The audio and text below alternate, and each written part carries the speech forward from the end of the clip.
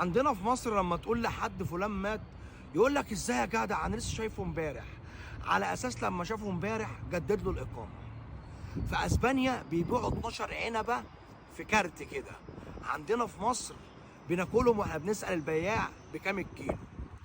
مصر بتمتاز بموقعها الجغرافي المتميز حيث يطل على الدنيا والاخره. في امريكا لما البنت بتشتري هدوم جديده بتوريها لجوزها بيقول لها بيوتيفول.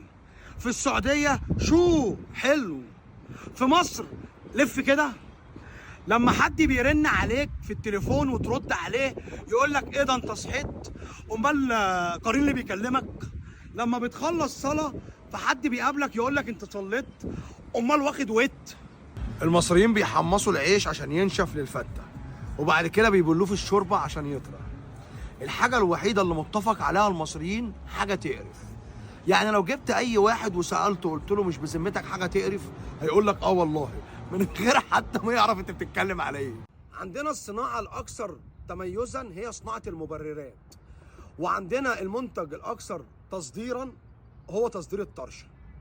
لما بتكون في عياده بيجي لك حد يقول لك معلش انا هدخل قبلك عشان انا تعبان، على اساس ان انا جاي العب بلي.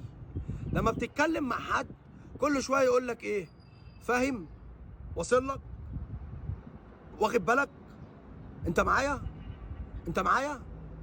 الميك اب والمكياج بتاع العروسه ب20,000 جنيه، ودهان الشقه والسلم والدنيا كلها بيعمل 10,000 جنيه. الاجانب لما بيجوا يتجوزوا الخطوبه بتبقى الحد والفرح بيبقى الخميس. عندنا في مصر لما بيجوا يتجوزوا الخطوبه بتبقى 2024 والفرح 2028. ما تقولش بيلعبوا كاس عالم وبيفركشوا قبل الفرح بيومين عشان ستاره وحلتين. احنا شعب مقتنع ان الميه بتاعت المطبخ انضف من الميه بتاعت الحمام.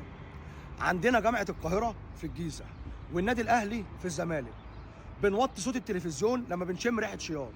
قلت لك قبل كده شعب بيشرب بنزين.